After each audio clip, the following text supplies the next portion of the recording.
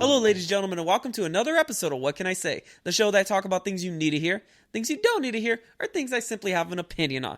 Now, today's episode is probably something that you guys do not need to hear, but it's a true story, it's my story, and no, the thumbnail did not lie to you. This is a story about how me and a group of kids went up against the entire school system.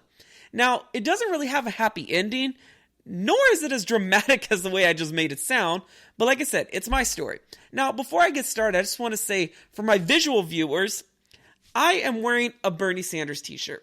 For my audio listeners, I'm wearing a Bernie Sanders t-shirt. Now, this t-shirt is basically when he was arrested, when he was protesting with Martin Luther King. I can relate to that, and you'll figure out later on in the story how I relate to it. But before I get into it, though, I just want to say that I am not going to mention the school I was at, or the principal that was involved in this. Because I don't know if anyone could get in trouble. It's been about 15 years already, but I'm just going to leave it at that. So, this story actually starts in 2004. I was in 4th grade at the time. I was 9 years old. And my school decided to implement this mileage club system to where they would take away our morning recess and afternoon recess and make us run around. And as we ran around, we had little cards. We'd get them stamped. And if we get enough miles, we would get prizes. But we already know that, like, to get the good prizes, you had to run an astronomical amount of miles. They were basically not doable. So that was the incentive. Well, it was awful. Me and a bunch of kids, we hated it. So then 5th grade comes along, and all of a sudden they decide the school is like, hey, we're going to do this again. So they go through the whole spiel. And no one's happy with this. All the kids hate it. And yes, I was in 5th grade, but I have a really good memory. I remember every single detail about this.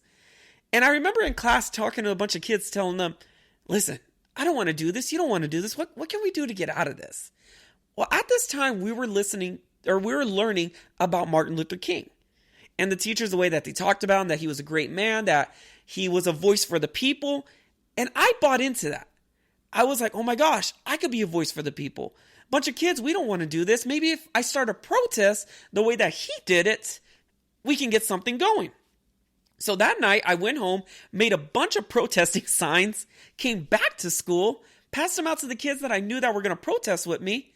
We got our cards that we were getting stamped with, threw them away, and started protesting. So instead of running, we would walk it, but we would protest. Now, our chant was, we want recess, not mileage club. We want recess, not mileage club. Every once in a while, a kid will scream out, what do we want? Recess. When do we want it? Now. That's how we protest. Little by little, kids started attaching to us. And I would say by the end of it, I had about 35% of the 5th grade class that was in. You had a big group of kids with signs, and we would walk around the lap or the track or whatever, and it was a protest. Now, here's an important thing to know about those cards. Those cards is how the school kept track of us. If anyone knows how a school works, nothing just happens. Like, there's a reason for everything happening, and it has to report back to the state. So now, the school doesn't have any record of the 5th grade class that is doing this program, the Mile Club. So immediately, bad things started happening. Here's how it started. Kids will start abusing us. We would protest, and every once in a while, we get a kid that will try to punch a hole in the sign, run, punch the sign as hard as he can, knock it out of our hands. Eventually, they would start throwing water on us, and this was the grossest one for me. They would put water in their mouths, spit them out at us. During my lunch recess, which is our actual recess, I went to the office and I talked to the principal. And I told her, listen, we're getting abused. Is there something that you can do? Principal said, well, maybe you should just stop doing the protest. I didn't get it at that time. I was like, what do you mean stop doing the protest? No, we want a recess. Like, we don't want to stop. We want a recess. Once we get our recess, then we'll stop doing the protest. So we went back out. And towards the end, the kids maybe got a little bit more aggressive. Every once in a while, they would come back and slap someone upside the head, especially me. It happened a couple times. Now, a lot of people may be asking, well, why didn't you fight them? I bought in so hard to the Martin Luther King method, which was peaceful protest. Do not do, and I was telling everyone, don't do anything, just protest, don't do anything. Meanwhile, while this is happening, there are teachers on campus. No one is saying anything about us getting water thrown, about us getting spit on, about us getting hit. Nobody is talking. I didn't realize this at the time. But then here is where I made a critical mistake. Is at this time, I was already frustrated. We were getting hit all the time. The principal and teachers weren't helping us. And kids started throwing in their 2 cents on how we should go about things, which I don't mind. But there was this one kid that he told me if we can hold a rally. And I was like, you know what? No, holding a rally is not a good idea. That school will never allow us to do it. And no, we're not going to do it. He got mad at me, got up in my face, started cussing me out. Yes, a 5th grader was throwing F-bombs at me. And if anyone's ever had someone in their face and they're pissed off, spit and all that stuff's falling on their face, I got mad. He turns around, walks away. I grab him by his hood, pull him back. He turns around, throws a punch at me. I duck underneath, hit him in the jaw. Teachers rush in. I go to the office. His punishment was swift, which was, okay, you're suspended for 3 days. Kicked him out of the office. That was it. When they called me into the office, I was freaking out. I'd never really been in trouble. So I'm sitting there. The first thing the principal tells me, you're being suspended for 3 days for hitting a kid. The rest of the time that I was there was not one mention of me getting into a fight.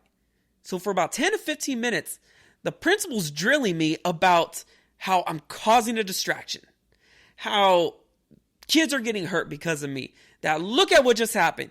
And I'm realizing, you're throwing the book at me because I did the protest. It doesn't matter about me hitting the kid. You were waiting for something to happen to me. So I ended up going with my mom. I started crying because I'd never been in trouble before. And I was like, oh my gosh, she's going to hurt me. She's going to hit me and all this stuff.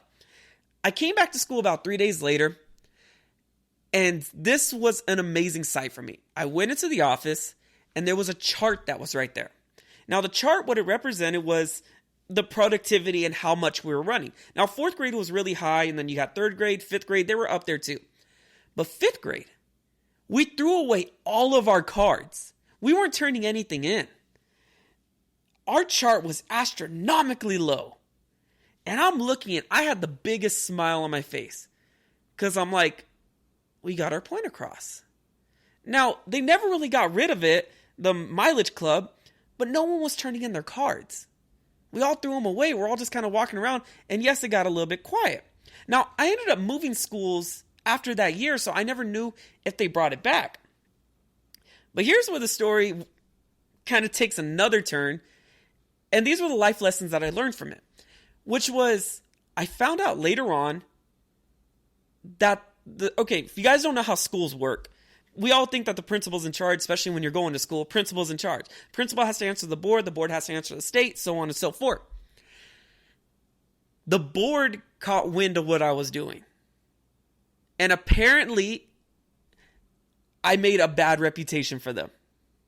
So they told the principal to get me in trouble no matter what. So found this out later on, the reason the principal wasn't helping me out is because she was hoping that I would get discouraged. And that's why when I threw the punch at the kid, immediately everyone jumped on me. Like I said, we were getting punched. We were getting water thrown at us. All this stuff. Teachers did not do anything. But as soon as I did something, everyone ran in. And so here's the biggest lessons that I learned from it. Is the first lesson, whoever you think is in charge is not in charge. I think that's the way the school system works. I don't think. That's how the school system works. That's how your job works. Heck, that's even how the government works. Is who you think's in charge is not in charge. I thought that the principal was my biggest enemy. No, later on I found out, and it wasn't until years later that I found out that it was the school board that was actually coming after me. And they were using the principal to come after me. Now, the number 2 lesson I learned, and this is an important one, is when the next Martin Luther King comes along, nobody will love him.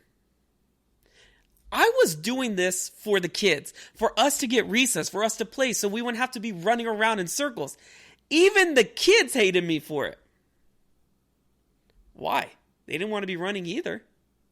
And then I started looking, this, like I said, I didn't learn all this stuff until later on. You look at Martin Luther King. They killed him.